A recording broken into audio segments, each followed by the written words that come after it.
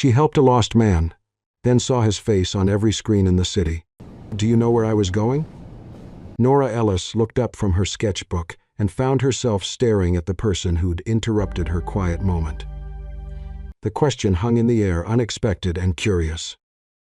A man in a ruined tuxedo stood under the flickering lights of the subway station. Rain was dripping from his hair and blood had dried near his temple. His eyes were fixed on the map as if New York had become a sit written in another language. Nora should have walked away. New York taught girls like her not to rescue strange men after midnight. But then he whispered, I was supposed to say goodbye to someone. His name, he thought, was Adrian. That was all he remembered. Not the penthouse waiting for him, or the powerful father searching for him. Not even the famous fiancée he was supposed to marry the next morning. So Nora took him to her tiny art studio above a laundromat in Queens. She gave him an old blanket and told herself he was only a lost man who needed one night of help. Then morning came. His face appeared on every screen in Times Square. Missing, Adrian Vale, architect, here, groomed to be. The whole city was looking for him. Was crying on television, and his father was offering a reward. And Adrian was staring at Nora's unfinished painting of a bridge in the rain. He was whispering her name like he'd loved her before he ever remembered who he was. Now Nora has to decide what hurts more, helping him remember the life he belongs to, or discovering she was never a stranger in it. Do you know where I was going? Nora Ellis looked up from the strap of her canvas bag. The 59th Street subway station was almost empty at that hour, washed in the tired yellow glow of fluorescent lights. A train had passed 5 minutes earlier, leaving behind only a warm metallic wind and a few old newspapers trembling along the platform. The distant sound of water was dripping somewhere in the tunnel. Nora had just finished packing her sketch pencils. All night she'd drawn tourists, couples, and drunk college kids. She even drew one elderly man who'd asked her to make him look less divorced. Her back hurt and her fingers were stained with charcoal. She'd made exactly $87, not counting the Canadian coin someone had dropped into her case like a joke. She wanted the last Queens-bound train, a hot shower, and 6 hours of sleep before she had to paint a mural at a cafe in Brooklyn. Instead, she found a man staring at the subway map as if it were written in code. He wore a black tuxedo that probably cost more than her rent. The bow tie hung loose around his neck. His white shirt was soaked through from rain, clinging to him in cold, uneven patches. One sleeve was torn near the cuff and his hand was scraped raw across the knuckles. There was dried blood near his temple. Gasped Nora, froze. New York had taught her many things. Never leave your bag open, never make eye contact with men muttering on platforms after midnight, and never mistake expensive clothes for safety. The man turned toward her. His eyes were gray, unfocused, and frightened. I think I'm supposed to be somewhere, he said. Nora tightened her grip on her bag. Then call someone. He looked down as if to find his own pockets. He searched them clumsily and pulled a phone with a shattered screen. The device was dead. No wallet, no ID. Just a torn theater ticket, a broken cufflink, and a few small pieces of glass stuck to the inside of his coat pocket. I don't know who to call, he said. Nora should have walked away. That was the sensible thing. The safe thing. The thing a woman did when she was 26 and alone underground with a bleeding stranger in a ruined tuxedo. But then he looked past her, toward the dark tunnel, and whispered, almost to himself, I was supposed to say goodbye to someone. Something in Nora's chest shifted. Not softened exactly, she wasn't that foolish, but she knew the sound of unfinished goodbyes.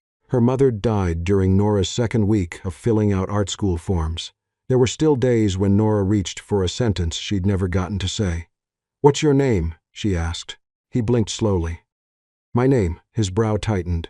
I think it's Adrian. You think? I'm sorry. The apology was so automatic and so oddly polite that Nora almost believed his confusion. Almost. She stepped closer, keeping enough distance to run if she had to. Last name? He closed his eyes, trying hard. Nothing. A train announcement crackled above them, distorted and useless. Nora looked at the blood on his temple and the tremor in his hands. She saw the way he kept glancing at the stairs like part of him expected someone to appear there. You need a hospital. At the word hospital, his face changed. No, it wasn't a question. No hospitals. His breathing quickened. Please. I don't know why, but no. That terrified her more than if he'd shouted. A man with no memory who feared hospitals. A tuxedo with mud on the hem, broken glass, a dead phone, a goodbye he couldn't place. Every rational part of Nora told her to find a police officer. Instead, she heard herself say, "I have a studio in Queens. You can clean up there. 1 hour. We figure out who you are." Adrian stared at her as if she'd offered him something impossible. "Why would you help me?" Nora slung her bag over her shoulder. "I'm already regretting it. Don't ruin the moment."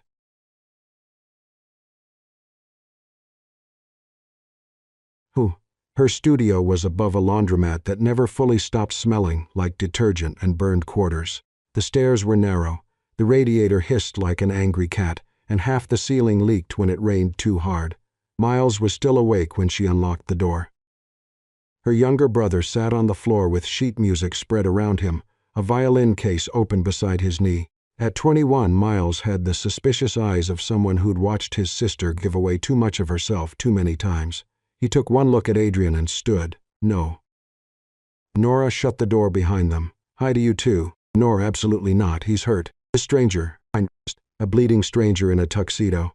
"That's not a person. That's the first 10 minutes of a murder documentary."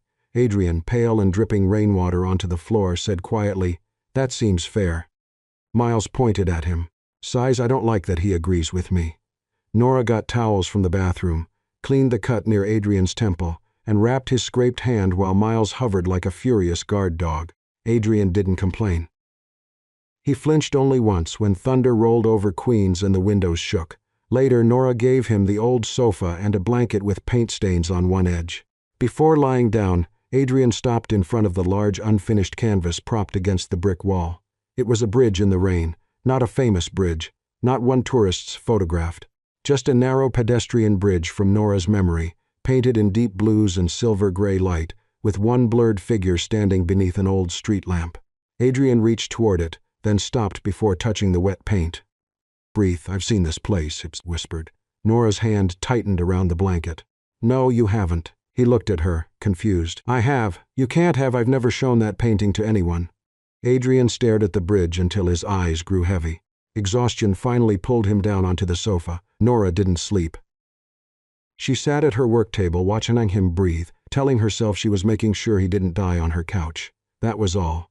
Then, sometime after 3, Adrian jerked awake with a strangled gasp. No, wait." He sat up, one hand clutching his chest, eyes wide with terror. Nora rushed over. "Adrian, he wasn't looking at the room. He was somewhere else. Rain," he said. "The bridge." A woman was said. "I told her I couldn't." His breath broke. Pant, headlights, glass. "I heard the car coming." Miles appeared in the bedroom doorway, pale now. Adrian pressed both hands to his head. Then he said a name. Not clearly, but unmistakably, "Inhale, Nora."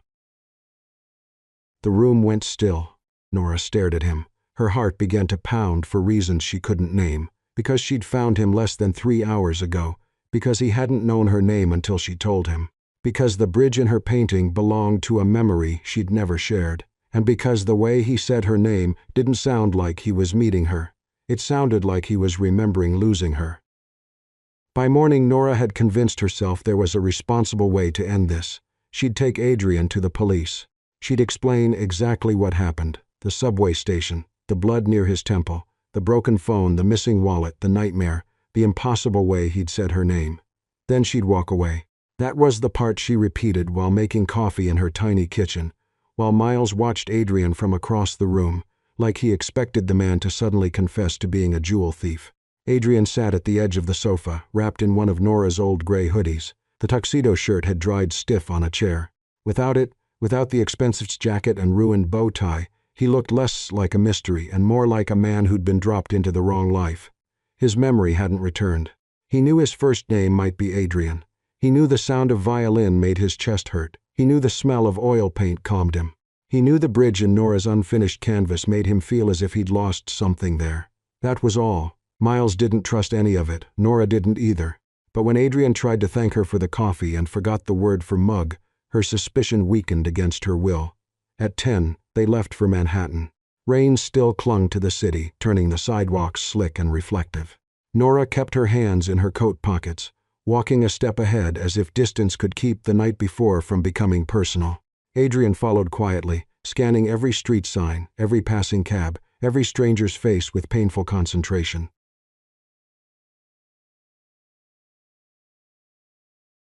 By the time they reached Times Square, the city had fully awakened. Screens flashed perfume ads, Broadway posters, and luxury watches. Celebrity faces and breaking news pulsed above the crowd. Tourists stopped in the middle of the sidewalk to take photos. Vendors shouted over the roar of traffic. A man dressed as Spider-Man argued with someone dressed as Elmo.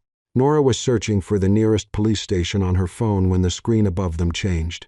A face appeared 3 stories high, Adrian's face, clean-shaven and confident. Photographed in a black suit with perfect lighting and the faint smile of someone used to being watched.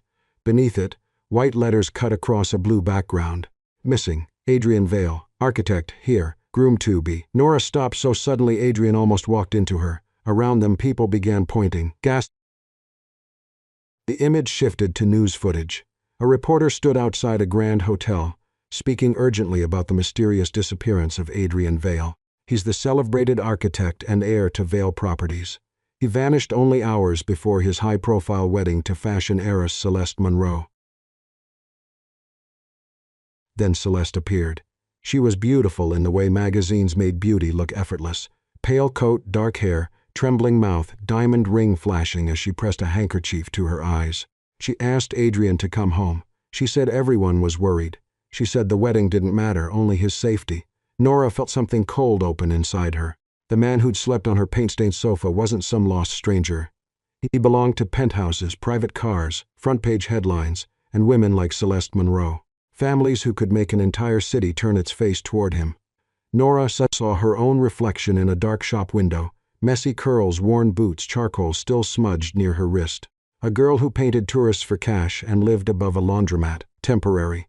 The word rose before she could stop it. Adrian stared at the screen, his face drained of color. He looked at Celeste as if she were a painting he'd been told he owned but didn't remember choosing. No recognition softened him, only confusion. Then another clip played. Richard Vale stood before reporters outside a black SUV, tall and silver-haired, his expression controlled and severe. He spoke with the authority of a man used to doors opening before he touched them. Inhale. Bring my son home before someone exploits him. Nora didn't need anyone to explain who someone might be. A reward amount appeared below Adrian's photograph. It was more money than Nora had made in the last 2 years. Her stomach turned. She grabbed Adrian's sleeve and pulled him away from the crowd before anyone could look too closely. But near the edge of the square she saw them. 3 men in dark coats moving with too much purpose, scanning faces instead of screens. Not police, too polished, too quiet, private security.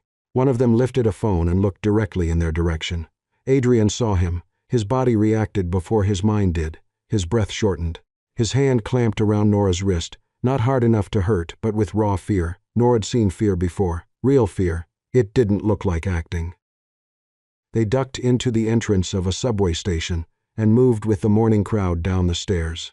Nora bought him a cheap prepaid phone from a kiosk 2 blocks away, mostly because she needed him to stop using hers, partly because she needed proof she still had control over something.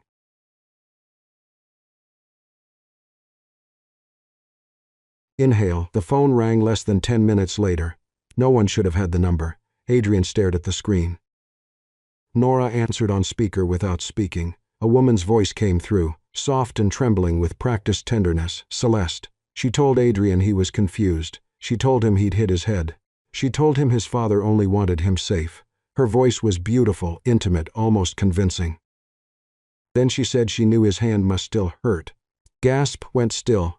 Adrian hadn't told anyone about the scraped knuckles except Nora and Miles.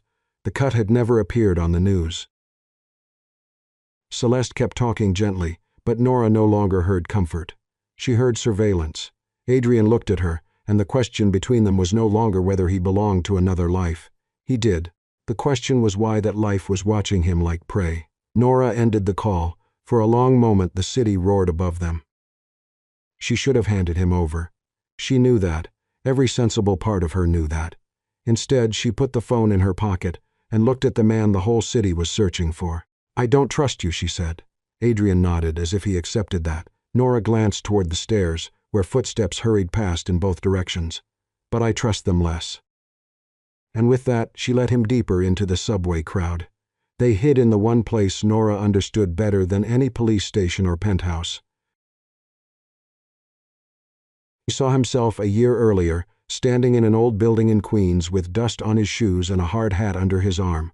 Vale Properties bought the block. The tenants were being moved out.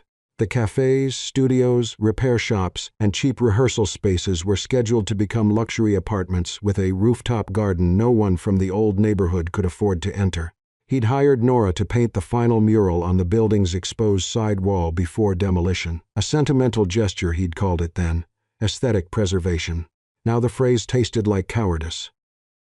Nora watched his face. "You remember?" He nodded slowly. "You were painting a woman holding a blue umbrella," he said. "But you changed the umbrella into a bird halfway through because a little girl walking by said umbrellas were boring." Nora went still. She'd never told him that.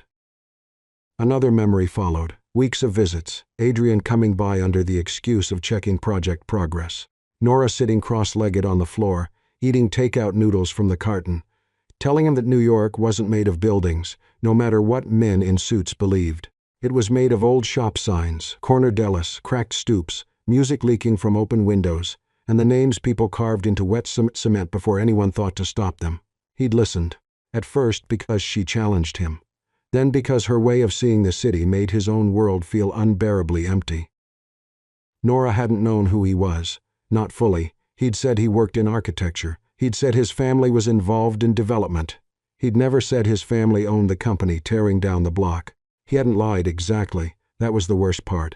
He'd given her truths trimmed clean of consequence. Nora's face changed as she understood. "You knew me," she said. Adrian closed his eyes. "Inhale, yes, and you didn't tell me. I remembered too late, no before." Her voice sharpened. "Before the accident, before the tuxedo, before all of this, you knew who I was, and you let me think you were just some architect with sad eyes and too much money."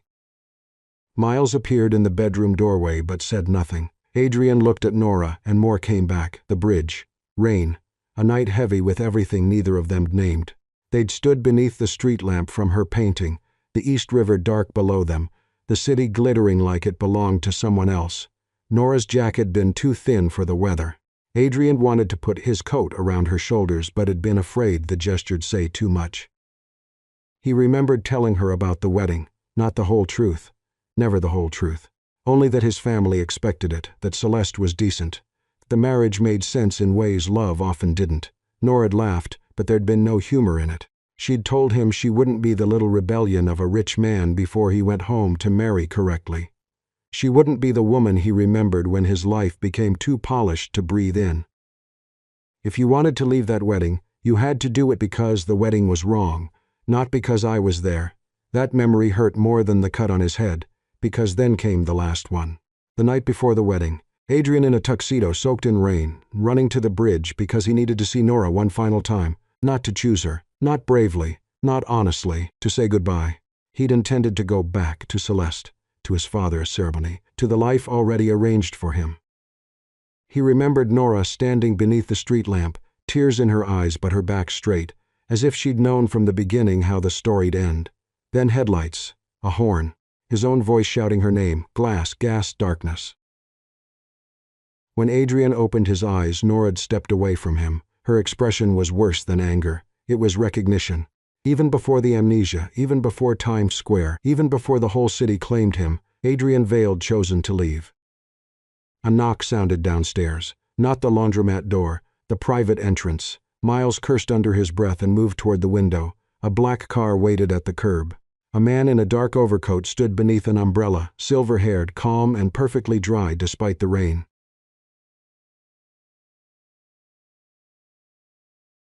Richard Vale didn't need to raise his voice when Nora opened the door. Men like him brought silence with them. He looked past her to Adrian, then around the studio with a faint sadness that felt more insulting than disgust. "I'm glad my son is alive," he said, "but this has gone far enough." Nora didn't move aside. Richard's gaze settled on her canvas, then the paint-splattered floor, then the cracked ceiling. "You should know what he signed," he said. Adrian's face tightened. Richard removed a folded document from his coat and placed it on Nora's work table as if presenting a bill. Vale Properties, redevelopment authorization, tenant relocation schedule, demolition approval. At the bottom was Adrian's signature. Nora read it once, then again. The studio seemed to tilt. Richard's voice remained soft. "My son didn't merely belong to the world that's taking yours apart, Miss Ellis. He helped to prove it." Adrian remembered enough to know it was true. Not all the details, not every meeting, but enough. The conference room, the pressured timeline, his father's insistence, his own tired signature because fighting would delay everything, and delay, in his world, cost money. Nora looked at him. He could have said he was sorry, sighed he was.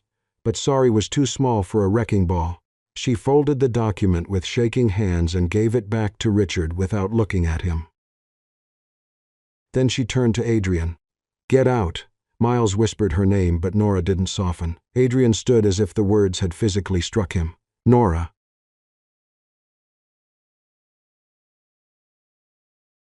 "No." Her voice broke, then hardened. "You don't get to remember loving me after you helped erase the place I live." He had no answer, so he did the only honest thing left. He left. Richard followed him down the narrow stairs, satisfied without needing to smile. Nora stood in the middle of her studio, surrounded by paint, rainlight, and the unfinished bridge where a man had once come to say goodbye. Only now she understood. He'd been saying goodbye long before he lost his memory. Adrian returned to his family because leaving with Richard was the only way to make the storm move away from Nora. By evening, every news channel had changed its headline: Adrian Vale found alive after accident. Vale wedding postponed, not cancelled. Family requests privacy as he recovers. Privacy, Adrian learned quickly, meant a penthouse full of assistants, doctors, lawyers, stylists, and publicists who spoke around him as if his body had been recovered, but his will was still missing. Richard Vale stood near the windows, with Manhattan glittering below him. "You embarrass this family," he said. Adrian sat on the edge of a leather chair, the cut at his temple hidden beneath careful bandaging. "I was injured. You were seen with that girl." Her name sat between them, unspoken. Nora. Richard didn't shout. He never needed to. His disappointment had always been more efficient than anger. "The press'll forget her if you give them a better story," he said. "A concussion, confusion, gratitude for the public's concern. Then the wedding proceeds quietly once doctors clear you." Adrian looked at his father and realized something terrible. Richard wasn't relieved that his son was alive. He was relieved the damage might still be managed. The next morning, Celeste came to see him. She arrived without cameras, without stylists, without the trembling performance she'd given outside the hotel. In private, she wore a plain cream sweater, her hair loose around her shoulders, her face tired in a way magazines would never print. For a while, they stood in the same room like two actors who'd forgotten their lines. Celeste looked at him first. "I know about her." Adrian didn't pretend not to understand. "Nora," Celeste nodded. Pain moved across her face, but it wasn't sympathy. It was older than that, sharper. "I knew there was someone before the accident," she said. "I didn't know her name." Adrian closed his eyes. "I'm sorry." Celeste gave a small, humorless smile. "Everyone keeps apologizing to me, as if that fixes the fact that my heartbreak has a seating chart." The sentence stunned him. For the first time, Adrian Chen saw her clearly, not as the perfect woman from the screen, but as another person trapped inside the same expensive machine. Celeste Monroe'd been raised to be admired, photographed, desired, and never publicly abandoned. Her parents had built her into a symbol. His father had turned their engagement into a merger wrapped in white roses. The press had turned it into a fairy tale. None of them had asked whether love could breathe under all that glass. "I did care about you," Celeste said quietly. "I know," inhale, "but I also cared about winning, about being chosen, about not becoming the woman people whisper about at charity dinners." Adrian looked down at his hands. The bruises across his knuckles had turned purple. "I was going to marry you because it made sense."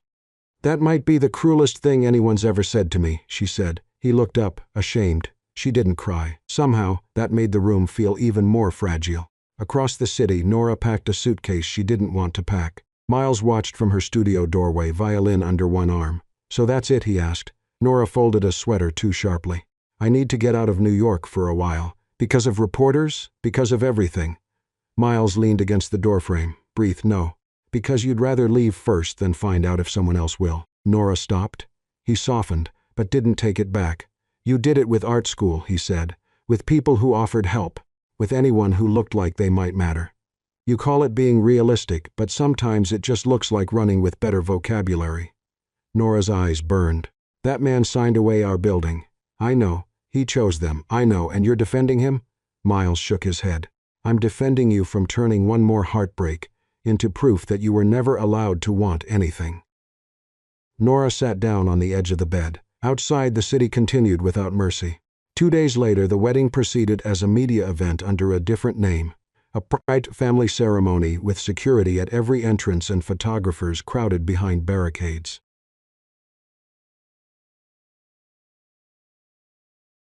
Inhale. The hotel ballroom looked like a dream built by people who'd never slept badly. White orchids hung from glass arches and violins played near the aisle. Guests whispered over crystal champagne flutes while cameras waited beyond the doors. Adrian stood at the front in a black suit. Celeste stood beside him in a gown too beautiful to be kind. Richard watched from the first row, his face unreadable. A minister opened a leather book. Adrian looked at Celeste, breathed. In her eyes he saw not permission exactly, but exhaustion, recognition, maybe even challenge. The minister began.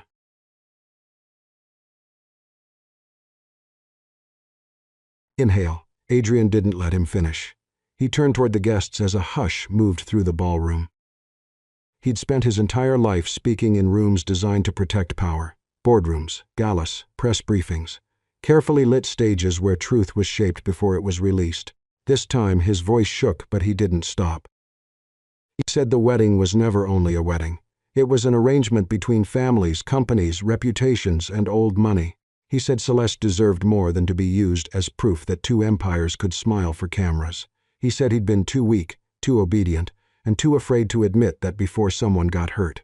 Celeste closed her eyes. Richard stood. Adrian continued. Vale Properties had hidden the timeline of the Queen's redevelopment. They'd let artists and small tenants believe they had more time while using the wedding coverage to soften public outrage. Adrian had signed the approval. He'd told himself delay would only make things worse, that progress always had casualties, and that his father understood the city better than he did. He said he was wrong. He apologized to Celeste in front of the people who'd come to witness her perfection. Then he apologized to Nora, though she wasn't there, or so he thought. Near the back of the ballroom, half hidden behind a column and a borrowed black coat, Nora stood frozen. Miles had dragged her there with the stubbornness of a younger brother who knew exactly when to stop asking permission. Adrian didn't see her. He only faced the room and said he was stepping down from Vale Properties Board, effective immediately. The silence that followed was almost violent. Then Celeste moved. Slowly she removed her ring. Gasps rippled through the guests. She placed it on the small table beside the altar and looked at Adrian, not lovingly, not forgivingly, but with something like respect. For once, she said, her words clear enough for the front rows to hear, "Thank you for embarrassing me with the truth instead of flattering me with a lie." The ballroom exploded. Reporters surged at the doors. Guests stood. Richard's face went pale with fury. Phones lifted everywhere, recording the collapse of a fairy tale sold to an entire city. Nora stepped back before Adrian could see her. Her heart was pounding, not because everything was fixed. It wasn't. He'd still signed the papers. He'd still hurt her. He'd still chosen wrong before choosing right. But for the first time, Adrian Vale had broken something powerful without knowing whether anyone would love him afterward. And Nora, standing unseen at the edge of the wreckage, realized that maybe this was what truth looked like when it finally arrived too late. Not clean, not painless, but real. After the wedding, Adrian Vale became the kind of story New York loved to tear apart. 1 week, he'd been the missing groom on every screen in the city. The next, he was the spoiled heir who'd humiliated his father, abandoned his bride, and exposed his own family's company in front of half of Manhattan. Richard Vale removed him from the board within 48 hours. His trust was frozen. His apartment was no longer available for his use, according to an email written by a lawyer who used regret like punctuation. Celeste disappeared from the gossip pages for a month. When she returned, it wasn't as the perfect bride the city had expected to mourn. She launched a small fashion house under her own name, gave one interview without tears, and said she was done being styled into someone else's happy ending. Nora watched all of it from Queens and didn't call Adrian. Not because she didn't care, because caring wasn't the same as trusting. She stayed in New York. She met with tenants, artists, cafe owners, and neighbors who knew the old building not as real estate, but as memory. Adrian didn't offer to buy the building. He didn't arrive with a dramatic check or a promise to fix what his signature had helped break. He knew Nora would have hated that. Instead, he sent architectural notes, old zoning maps, a restoration plan that showed how the building could be converted, strengthened, and kept alive without erasing everyone inside it. He signed nothing. He asked for no credit. The proposal didn't save everything, but it saved enough. A few months later, Nora held a small exhibition in the same building that had almost disappeared. Her paintings showed street musicians, laundromat owners, tired dancers, old men at corner delis, children drawing on sidewalks, the people New York passed every day without really seeing. Adrian came near closing times. No tuxedo, no security, no perfect headline. Just a dark coat and a small bouquet of flowers bought from the corner stand, still wrapped in cheap brown paper. Nora saw him standing by the painting of the bridge. For a while, neither of them spoke. Then she asked, "Are you still lost?" Adrian looked at the painting, then at her. "Yes," he said. "But this time I'm not trying to find my way back to the old house." Nora studied him longer than she meant to. The anger was still there, so was the hurt. But beneath it was something quieter, the fragile respect you feel for someone who stopped asking forgiveness to be convenient. Finally, she took the flowers. "Inhale. Then walk with me," she said. "New York makes more sense when you're not looking at it from above." They stepped outside together. The city screens no longer showed Adrian's face. They flashed perfume ads, stock updates, Broadway posters, and news no one stopped long enough to read. New York had moved on, because cities always did. But for Nora, something changed. The man who'd once belonged to every screen was now beside her on the sidewalk, asking for nothing immediate. Not trust, not absolution, not her hand, just the chance to keep walking without disappearing. If I were Nora Ellis, I think I would have been terrified to trust Adrian again. Not because he was rich, not because his face had been on every screen in the city, but because he'd already chosen the world he came from once. He'd chosen duty, family pressure, reputation, and a future arranged for him by people who measured love like a business deal.